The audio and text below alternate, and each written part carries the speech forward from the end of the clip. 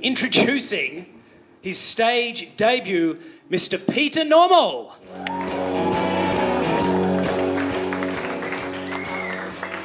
Hello there. Forgive me, I don't normally come to these sorts of things. I don't really know the etiquette of such an evening, so... It was actually my wife Margaret that prompted me to come along, you see. I've been kind of rattling on a bit to her of late and wanted to chat, and she said, no, I've had enough. She got a bit frustrated with me. To the point last week she said, Peter, stop talking to me and go and tell someone who gives a shit. Which I thought was quite direct. But hey, that's Margaret for you. Yes. So, I thought to myself, well, who can I tell? I've got a lot of things I want to talk about. Very important things that are important to me, I'm passionate about.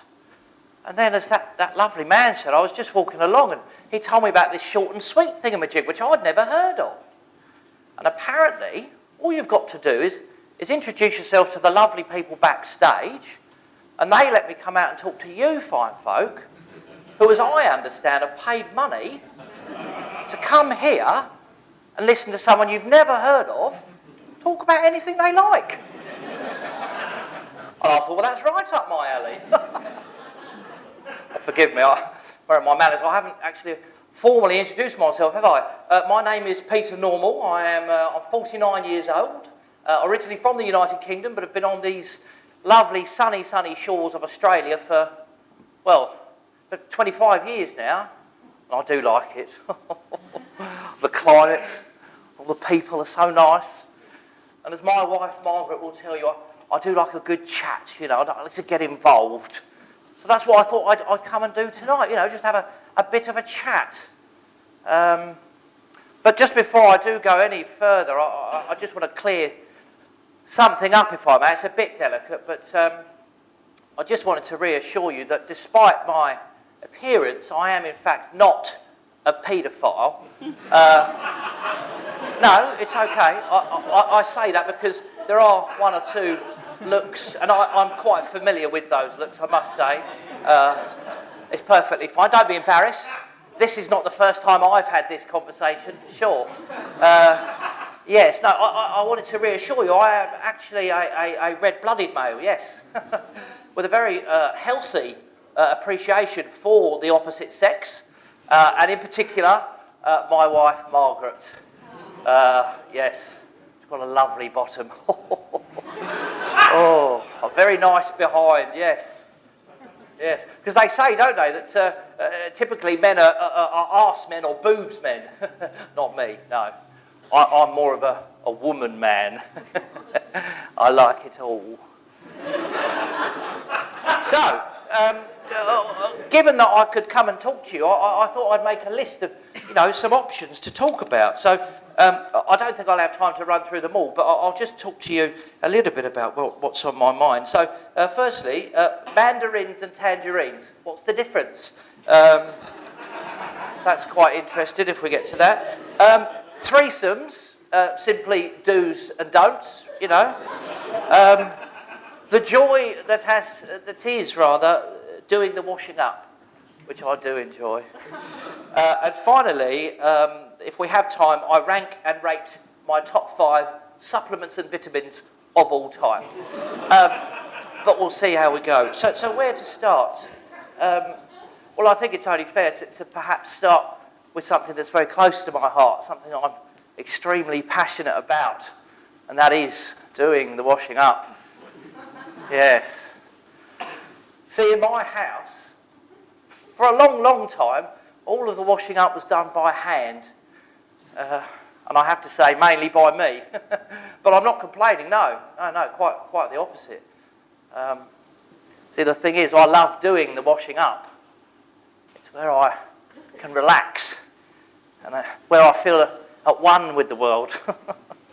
Oh, I do look forward to it, I really do. I could be halfway through a very nice meal and think to myself, well, let's not worry ourselves with dessert, Peter. There's washing up to be done. Yes. It's the process, you see.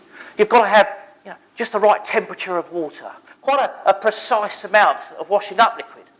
There's pre-soaking to consider. You know, at what point is it prudent to do away with the dirty dishwater and start afresh? And the tea towels. They must be 100% pure cotton or you run the risk of streaky outcomes, and nobody likes that. And there is, of course, a natural order to doing the washing up, which not everyone appreciates.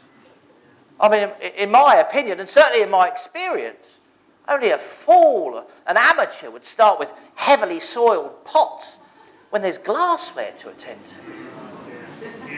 You hear me? I get it. Yes. Yes.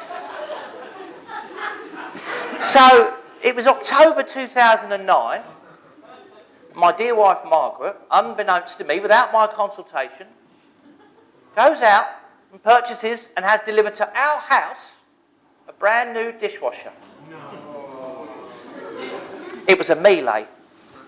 And I don't mind telling you, I felt somewhat displaced. But my role in the house had changed. It was now Margaret who couldn't wait to finish her dinner and skip into the kitchen and stack, as she put it. It was a novelty for her. But first I would have nothing to do with it. I wouldn't have a bar of it. She bought the bloody thing and it was her responsibility. After about a week I did crack. I thought, well, it can't do any harm, can it? Have a quick peek.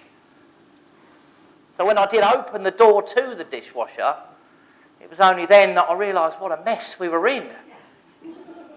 There were baking trays on the top shelf and glasses and cups on the bottom shelf, and the use of space, my word, I can only describe it as inefficient. And it was then that I realised I had to step up, reclaim my position as chief dishwasher.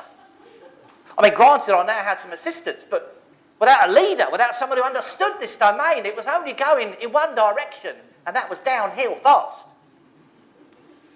So it was then that I embraced the Miele, so to speak. Made by the Germans, you know. Marvellous. They've done a great job. Never skips a beat. And it's so quiet. You put it on, you don't even know it's on. But for a bit of swirling. Oh, the Miele. Marvellous.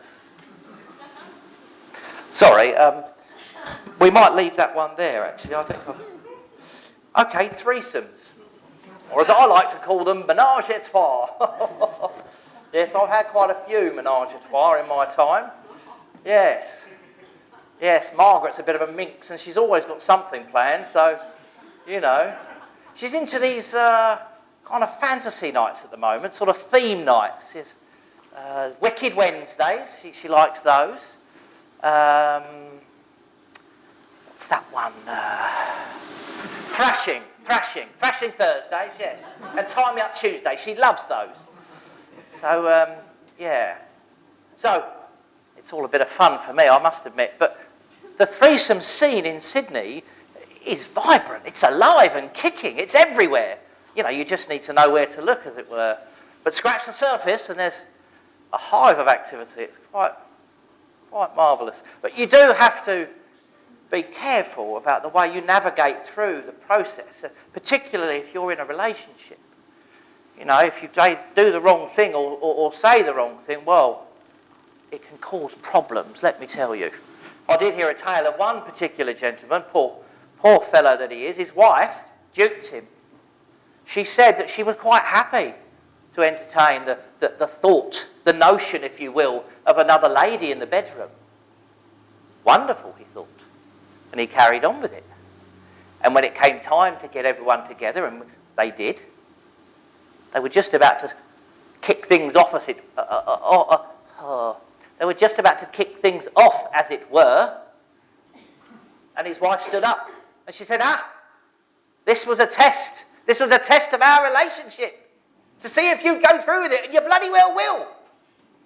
And she left him the next day, gone, out the door. True story. Look it up on the internet. I did. Anyway, so I thought to myself, I could leave you perhaps with some do's and don'ts, things that I've picked up over the journey, as it were. So, do. Ensure that you have an appropriate venue for such an activity. like a bedroom or an open lounge room. Because in my experience, if you stick to dark, confined places like a car or a small shed, you can't really tell who's who, and it gets confusing. Don't forget to stay in the game. You know, if the other two are going at it hammer and Tom, and you're there reading the SMH on your iPhone, well, that's less of a threesome and more of a slightly awkward situation. Do get yourself a safe word. For those of you that are not familiar with it, it's a word you can say at any time in proceedings that just starts to slow it down. You feel good. So you need one of those. I don't mind sharing with you, my safe word is armadillo. And that works for me. Don't invite your bed guests to stay over for the night. Because it's all well and good having their bits and pieces all up close and personal, but whether they take Vegemite or jam on their toast in the morning is really none of your concern. You don't need to worry about it. And finally, do always ask permission. You know, a simple, do you mind if I put my into your... It can go a long way and make the evening that much nicer. So, there's my advice for you. But anyway, I must be getting on because Margaret will be expecting me, but I will just say it's been lovely to talk to you, and I wish you a very good evening. My name's Peter Normal. Good night. Keep it going for Peter Normal! King Street, a repository of talent.